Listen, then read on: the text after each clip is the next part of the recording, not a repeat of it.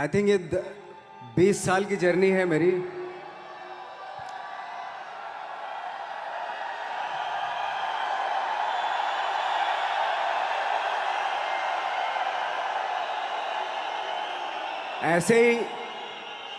ऐसे जब 20 साल पहले मैं खड़ा हुआ था ऐसे किसी ऑफिस में जाके, तो मुझसे पूछा गया था कि क्या है। किसी डायरेक्टर के असिस्टेंट ने पूछा था क्या है। मैंने कहा एक्टर हैं। बोले दिखने से तो लगते नहीं हो एक्टर हो। तो क्या होता था कि इंडस्ट्री में हमेशा ये चलन था कि एक्टर हीरो जो होता है वो 6 फुट का होता है और गोरा होता है और लंबा चौड़ा बल्ले छल्ले होते हैं। मतलब हम तो बस ऐसे ही चले गए थे, ऐसा ऐसा ऐसा समझता था वो। और शिप्रा, मैं ये आपको यकीन दिलाना चाहता हूँ इस चीज़ का कि मेरे खुद के रिश्तेदारों ने भी, जब मैंने उनसे इच्छा जाहिर की कि मैं एक्टर बनना चाहता हूँ, तो उन्होंने भी मुझे डीमोरलाइज किया कि पहले शक्ल तो देख ले अपनी। क्योंकि 5 फुट का छोटा पतला दुबला सा आदमी, काला कलूटा, मुझे खुद को पता नहीं था कि इंडस्ट्री में मेरा क्या हाल होगा। बट एक जिद थी, एक जिद थी। और हजारों लाखों, मतलब सालों साल से इंडस्ट्री में सिर्फ यही चलन था कि एक्टर तो, हीरो तो जो है ऐसा होता है। लेकिन सब ऑड सिचुएशंस के बावजूद भी गए। लेकिन एक चीज़ मेरे दिमाग में थी कि जो सब कर रहे हैं वो नहीं करना है, तो अलग क्या करूं, अलग क्या होना चाहिए। उसके लिए ट्रेनिंग की ज़रूरत थी, जो मैंने नेशनल स्कूल ऑफ ड्रामा में आके ट्रेनिंग ली। 3 साल मैंने एक्टिंग की पढ़ाई की वहाँ पे, और अपनी एक क्राफ्ट के बारे में समझा कि एक्चुअली इस पर्सनैलिटी में अगर मैं लोगों को इम्प्रेस करना चाहता हूँ, उसके लिए एजुकेशन की बहुत ज़रूरत है। या जो भी आप काम कर रहे हो उसमें क्राफ्ट, उसका एक्सपर्ट होना बहुत ज़रूरी होता है। ऐसे ही हवा में नहीं कि जैसे पहले होता था, अरे यार तो बहुत खूबसूरत दिखता है, फिल्मों में जाके काम करना शुरू कर दे। ऐसा नहीं, किसी चीज़ को बारीकी से जानना, उसके लिए ट्रेनिंग की, एक्सपर्ट्स की, एक्सपीरियंस की ज़रूरत होती है। तो मैंने ट्रेनिंग ली नेशनल स्कूल ऑफ ड्रामा से, और 2000 में मैं पहुंच गया मुंबई। मुंबई पहुंचने के बाद जब हम किसी ऑफिस में जाते थे, आई थिंक उससे पहले चलन नहीं था बिल्कुल भी। हम लोग गए, जैसे मैंने बताया कि ऑफिस में खड़े हो के, भाई हम एक्टर हैं, काम दोगे क्या। तो बोले पहले हुलिया तो देख अपना तू। तो ये हर बार सुनने के लिए मिलता था, और वो बात भी सही थी। क्योंकि उससे पहले कभी कोई आपने देखा नहीं होगा कोई इतना बड़ा, कोई इतनी सी पर्सनैलिटी का 5 फुट 6 इंच का आदमी, पतला दुबला सा मरियल सा, कि कभी ये इस तरह के लोग एक्टर भी बन सकते हैं, हीरो भी बन सकते हैं, स्टार भी बन सकते हैं। ऐसा चलन था ही नहीं। मैं कॉन्फिडेंट था बिकॉज ऑफ माई ट्रेनिंग। मैंने ट्रेनिंग ली थी और अपनी क्राफ्ट के बारे में बहुत अच्छे से जानता था मैं, और उस चीज़ का सिर्फ कॉन्फिडेंस था मुझे कि आज नहीं तो कल, कल नहीं तो परसों, या 10 साल या 20 साल या 30 साल, 30 साल के बाद नंबर ज़रूर आएगा मेरा। मैंने कभी भी अपने को टारगेट नहीं किया, टारगेट नहीं दिया मैंने कि अगर 2 साल ट्राई करके देखता हूँ उसमें, अगर हो गया तो ठीक है, वरना कोई दूसरा फील्ड अपना लूँगा। ऐसा कभी नहीं। जिस चीज़ का पैशन होता है, जज्बा होता है, अगर आप दिल से चाह लो ना, तो पूरी दुनिया झुक जाती है उसके ऊपर। उसको पूरा करने के लिए पूरी कायनात एक हो जाती है कि इस आदमी की जिद के लिए, इस आदमी की जिद के आगे झुकना पड़ेगा। और पूरी दुनिया झुकती है आपकी जिद के आगे, लेकिन आपको जिद्दी होना पड़ता है। आपको बहुत सारे सेक्रीफाइस भी करने पड़ते हैं, क्योंकि ये आपने चाहा है। परीक्षा देनी पड़ती है आपको, जितना बड़ा इम्तहान होगा उतनी बड़ी परीक्षा भी देनी पड़ेगी। आसान काम नहीं है। छोटे छोटे टारगेट बनाएंगे तो छोटों में निपटारा हो जाएगा। हमेशा अपने आप को टारगेट बढ़ा दो। तो उसके लिए हमेशा अपने आप को अनकंफर्ट जोन में डालो, कि जो इम्पॉसिबल है उसको पॉसिबल करने की शिद्दत, पैशन आपके अंदर होना चाहिए, वो हो जाता है। आज जो दुनिया में इतने सारे एक्सपेरिमेंट हुए हैं, ये सिर्फ इसी बिना पे हुए हैं, पागलपन के जरिए ही हुए हैं ये सारे एक्सपेरिमेंट। एक एक मैंने कहीं सुना था कि जब आप एक्सपेरिमेंट करते हैं तो फेलियर भी होते हैं, कई बार फेलियर होते हैं। कोई एक एक्सपेरिमेंट करने के लिए, कोई एक चीज़ करने के लिए बहुत बार हमने भी झेला है, बहुत बार फेलियर हुए हम लोग। लेकिन एटलीस्ट हमें इतने सारे फेलियर होने से इतने तरीके पता चले कि इन तरीकों से सक्सेस नहीं मिल सकती। फॉर एग्जाम्पल, एडिसन ने जब बल्ब का आविष्कार किया तो 100 बार एक्सपेरिमेंट किए अपनी ज़िंदगी में। 100 बार एक्सपेरिमेंट करने के बाद जब उसको पता चला कि अरे फॉर्मूला तो ये था बल्ब बनाने का, तो एटलीस्ट उसको ये, उसके साथ साथ उसको ये भी पता चला कि 100 जो तरीके हैं, 100 तरीकों से बल्ब नहीं बनता, ये भी पता चला उन फेलियर्स में उसको।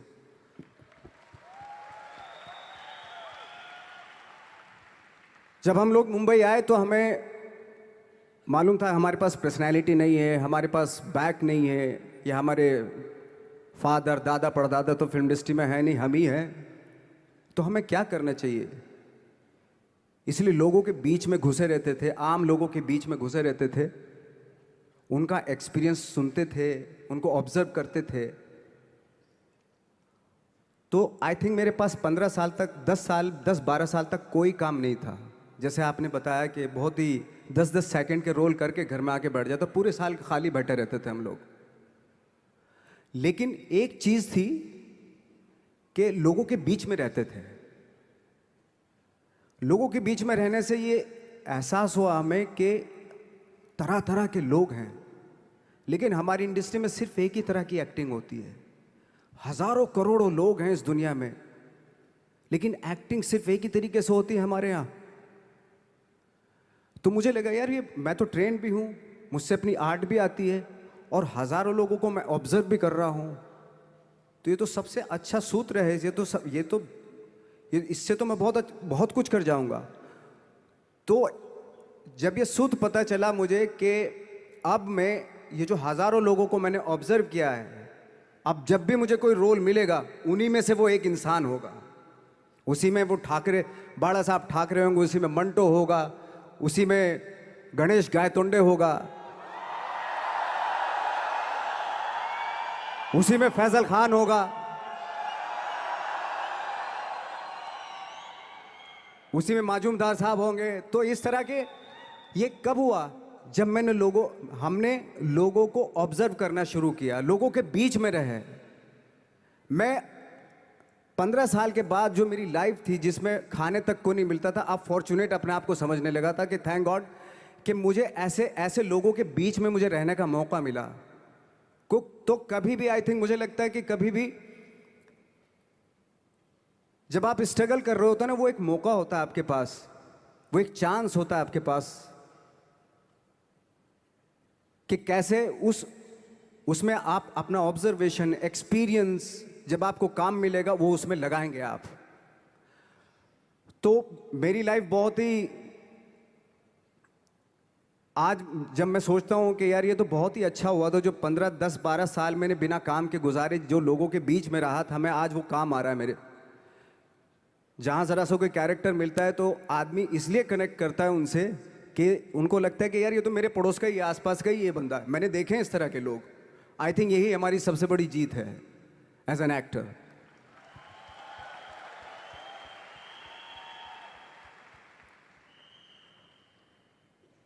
ऑफ कोर्स स्ट्रगल में बहुत सारी चीज़ें सेक्रीफाइस करनी पड़ती हैं, क्योंकि खुजली आपको हुई है, आप ही को मिटानी पड़ेगी। यू नो, आप जो आप हैं वो आपने बनना चाहा था, और अगर डिसअपॉइंटमेंट आ रहे हैं तो आप तो कंप्लेन भी नहीं कर सकते, क्योंकि आप ही ने चाहा था ये बनना।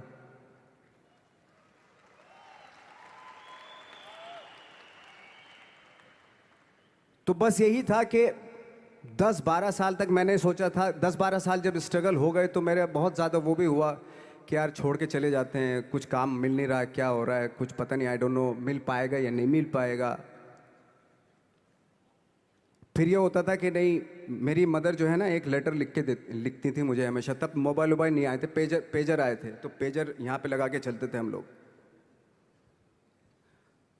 जब उनको मालूम हो जाता था कि भाई बंदा जो है ना थोड़ा सा फ्रस्ट्रेशन में है, डिप्रेशन में है क्योंकि काम नहीं मिल रहा, तो मेरी माँ मुझे एक लेटर लिखती थी, उस पर लिखती थी कि लिखने के बाद एक लास्ट में लिखती थी कि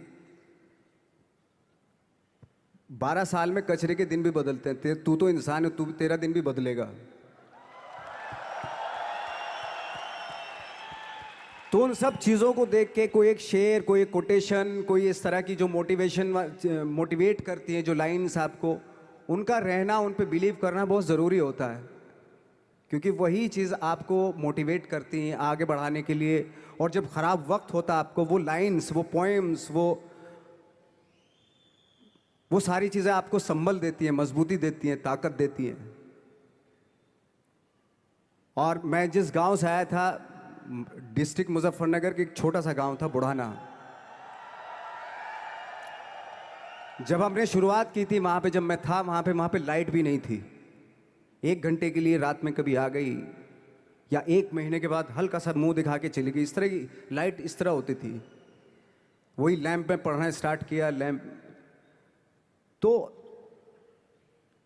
छोटे से गांव से आने के बावजूद फिर दिल्ली मतलब छोटा सा, उससे बड़ा शहर भी हमें ऐसा लगता था पता नहीं क्या है, मतलब डर लगता था। मैं जब मुंबई में आया था तो मैं 15 दिन तो घर से बाहर ही नहीं निकला था, क्योंकि इतनी स्पीड देख रहा था मैं कि इतनी स्पीड में तो हम चल ही नहीं पाएंगे, इस शहर के साथ शायद हम कनेक्ट नहीं कर पाएंगे बिल्कुल भी। तो इस तरह के डर थे। लेकिन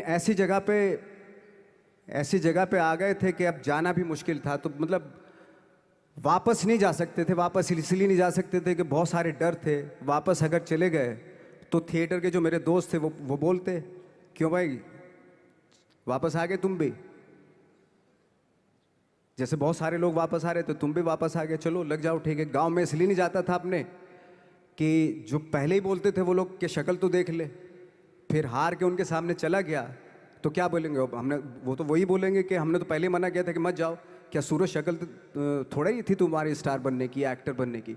तो ये बहुत सारे डर थे जिसकी वजह से मैं अपने ना तो गांव जाता था, ना जहाँ से ट्रेनिंग ली थी दिल्ली से, ना वहाँ जाता था। मैंने जो भी है मरना जीना मुंबई में ही होगा। रही बात सक्सेस की, सक्सेस अगर 30 साल बाद भी मिलेगी उसके लिए भी मतलब तैयार रहना चाहिए।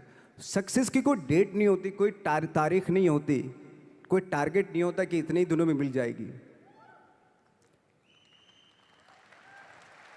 इंसान का काम होता है, आई थिंक मुझे लगता है कि मेरे हिसाब से मुझे लगता है कि लाइफ ना हमेशा अपने आप को लाइफ में पुश करते रहो, और पैशन के साथ जिस भी आप काम में हो, जो भी आप काम कर रहे हैं उसमें पैशन के साथ लगे रहना बहुत ज़रूरी होता है।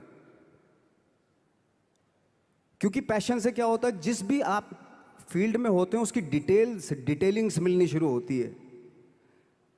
जैसे जब आप समंदर में देखते हैं, समंदर की जब गोता मारते हैं, नीचे जाते हैं, तो आपको एक धीरे धीरे बहुत कुछ दिखाई देना शुरू।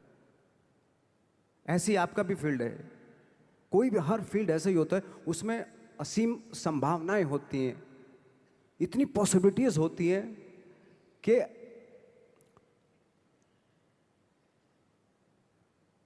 आई थिंक दुनिया का हर काम में इतनी सिर्फ अगर एक दर्जी है पैंट सीता है, 1000 तरीके की पैंट सी सकता है वो, अगर वो चाहे तो। अगर उसने नहीं चाहा तो वो जो ट्रेंड चला रहा है वही सीता जाएगा।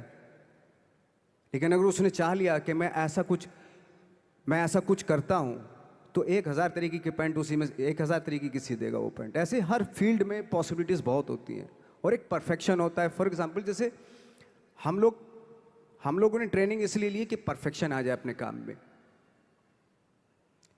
जैसे एक मैंने एग्जाम्पल सुना था कि ये छोटी छोटी चीज़ें जो मैं बता रहा हूँ, ये चूँकि मैंने बचपन में सुनी थी, उन पे उन्हीं को अपनी लाइफ बना के आगे बढ़ा तो आज यहाँ पे हूँ। इसलिए वो छोटी छोटी चीज़ें बहुत काम आती हैं, उनको सुनना बहुत ज़रूरी होता है इंसान के लिए।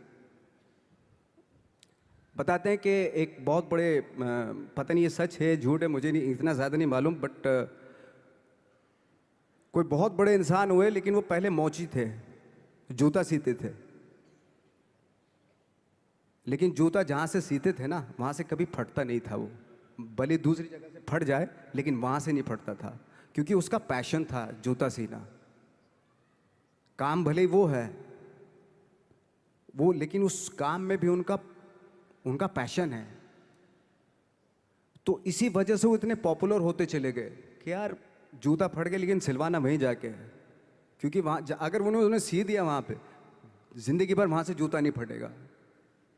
तो छोटी छोटी चीज़ों में ये जो परफेक्शन, पैशन, ये सारी चीज़ें होती है जो आपका आगे बढ़ाती हैं, बहुत आगे ले जाती हैं। लेकिन उसके वही है, कुछ चीज़ों का होना वाकई बहुत ज़रूरी होता है। फिर एक्सपीरियंस आपका, आपकी नॉलेज। जैसे मेरा मानना है कि मैं कभी, मैं आई एम सॉरी टू से, बट मेरा खुद का मानना है कि मैं लक पे बिलीव नहीं करता हूँ। मेरे सामने आज तक मेरे सामने लकीली कोई चीज़ नहीं हुई कि मैं लकीली यहाँ तक पहुँच गया। आज जो आप प्रोमो देख रहे थे, जो क्लिपिंग्स देख रहे थे मेरी, मैं लकीली नहीं पहुँचा हूँ यहाँ पे। मैंने उसके लिए मेहनत की है, मैंने उसके लिए नॉलेज इकट्ठी की है, मैंने उसके लिए ट्रेनिंग ली है। अगर लक पे डिपेंड करता ना मैं, तो अपने एक रूम में रहता, देखते हैं यार लक जब होगा तो हो जाएगा, ऐसे थोड़े ना होता है। बाला साहब ठाकरे का जब मैंने रोल किया तो वो लकीली नहीं हो गया। उसके लिए 1 महीना में पहले हारमोनियम पे बैठा मैं कि बाला साहब कहाँ से बोलते हैं, उनका सुर क्या है, उनका टेक्सचर क्या है, उनकी वॉइस का, उनकी वॉक कैसे है, वो चलते कैसे हैं, उनका वेट किस चीज़ पर ज़्यादा डिपेंड करता है।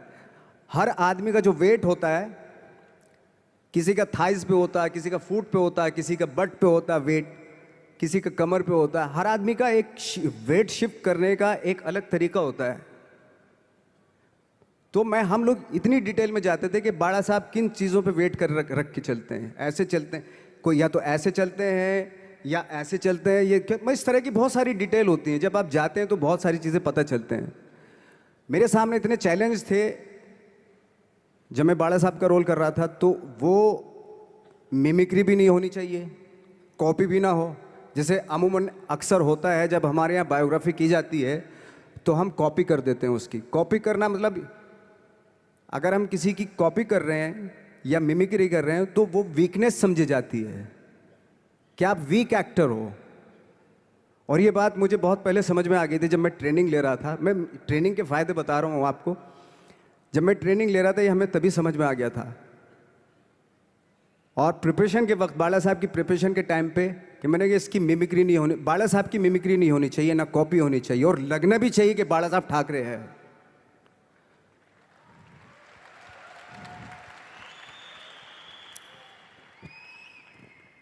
क्योंकि चैलेंज ये था कि हजारों लाखों वीडियोस हैं बाला साहब ठाकरे के, हर आदमी ने देखे हुए हैं, सब ने देखे कि बाला साहब कैसे बोलते हैं, कैसे हाथ को ऐसे ले जाते हैं।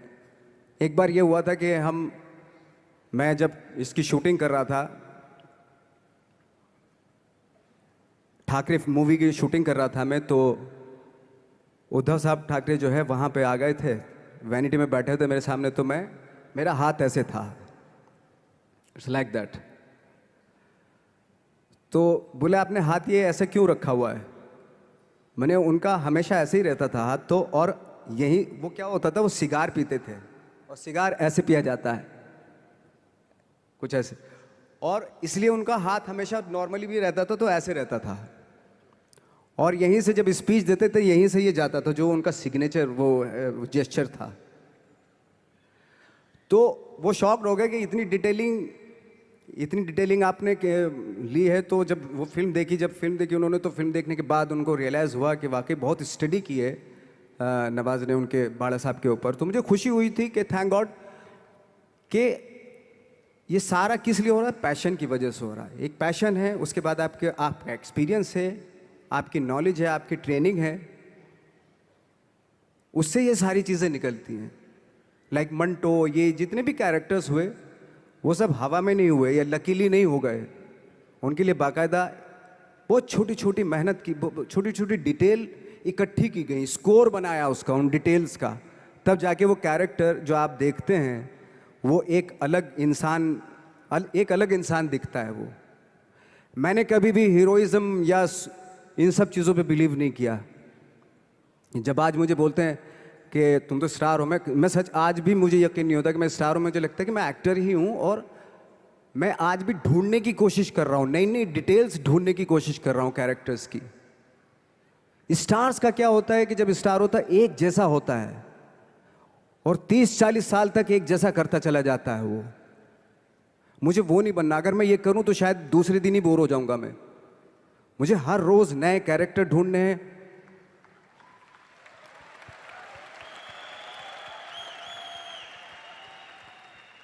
लोगों के बीच में रहना है, क्योंकि लोगों ये बीच में रहने से बहुत सारी चीजें मिलती हैं। मैंने एक रोल किया था लंच बॉक्स में, पता नहीं कितने लोगों ने देखी वो फिल्म, मुझे नहीं मालूम।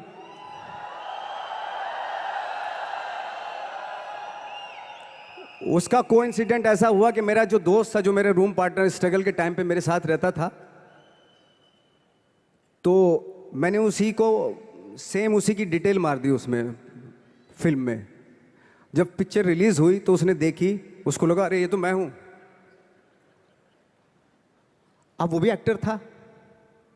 उसके बाद जब वो फिल्म इंडस्ट्री में किसी के पास काम मांगने जाता था तो लोग उसको बोलते थे यार ये ऐसा मत कर, ये नवाज ने कर दिया, कुछ दूसरा कर। तो बोलता हम तो ओरिजिनल में ही ऐसे हैं, उन्होंने हमारा कॉपी किया है। कहने का मतलब ये है कि लोगों के क्या होता है, स्टार्स हमेशा शीशों के घरों में रहना शुरू कर देते हैं। उनको बांद्रा में, उनको मतलब किसी ऐसी जगह पे रहते हुए ये नहीं मालूम कि दूसरी जगह क्या है। अगर आप चाहते हैं रोज हर फिल्म में एक नई पर्सनैलिटी क्रिएट करें तो लोगों के बीच में रहना पड़ेगा आपको। भले थोड़ी परेशानियां होती हैं बट रहना पड़ेगा उनके बीच में। मेरा तो ऐसा मानना है।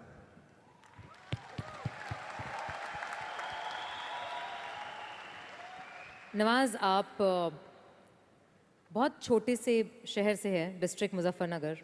यहाँ पे बहुत सारे लोग ऐसे बैठे हैं जो बहुत सारी सिटीज़ से हैं, actually major cities like Delhi, Bangalore, Hyderabad, Pune, Chennai, Nepal. और इन सब चीज़ों के बीच में बड़े शहरों की बहुत सारी फैसिलिटीज़ हैं, बहुत सारे आराम हैं। जबकि आपके शहर या जिस शहर से मैं हूँ, जहाँ पे एजुकेशन भी नहीं मिलती है, जहाँ पे खाना पीना, जैसे आपने बोला बिजली, कोई भरोसा नहीं होता कब आएगी, जाना तो नॉर्मल है। हाँ, तो वहाँ पे उस छोटे से शहर में रह के एक परिवार में जहाँ पे कभी किसी ने एक्टिंग के बारे में दूर दूर तक नहीं सोचा था, और आप 8 भाई बहन हैं, सबके साथ रह के परिवार में परिवार का चीज़ करने की जगह एक अलग से ये जो थॉट आया था अलग से कि मैं एक्टिंग करूँगा, और वो भी काफ़ी दिन बाद जब आपने जॉब भी कर ली उसके बाद, तो जब वो थॉट आया तो परिवार ने आपको सपोर्ट किया। और अगर रिश्तेदारों ने, जैसे आपने बोला कि कहा, तो आपके दिमाग में उस समय क्या चलता था? मेरे दिमाग में ये तो नहीं आया था कि मुझे एक्टर बनना है, बट इतना ज़रूर था कि कुछ तो नया करना है। क्या करूँगा मुझे नहीं आइडिया था। जो सब लोग करते हैं जो वो नहीं, कुछ अलग करना है मुझे। लेकिन मुझे ये नहीं मालूम था कि मुझे एक्टिंग करनी है। और इसीलिए मुझे लगता है आज जब मैं सोचता हूँ कि अगर मैं किसी भी फील्ड में होता, एक्टिंग के अलावा किसी भी फील्ड में होता, तो मैं एक्सपेरिमेंटल ज़रूर होता। क्योंकि मुझे आदत थी कि मुझे जो ट्रेंड चल रहा है उसके अगेंस्ट, मैं बहुत ही रिबेलियस किस्म का इंसान हूँ। मैं आज भी हूँ, रहूँगा, क्योंकि मुझे अच्छा लगता है जो ट्रेंड चल रहा होता है उसके अगेंस्ट कुछ काम करना, चाहे मुझे अच्छा लगता है वो। क्योंकि क्या है ना कि जो चलन चल रहा है, आई थिंक उसको बहुत आसान है उस चलन के साथ चलना। उसके अगेंस्ट चलना, उसके लिए सालों लग जाते हैं। बीच बीच में आपको ये भी लगता है कि यार शायद पॉसिबल नहीं है, लेकिन जब पॉसिबल होता है ना तो तब बड़ा अच्छा लगता है। तब ये जैसे आज मुझे फील हो रहा है ना, तब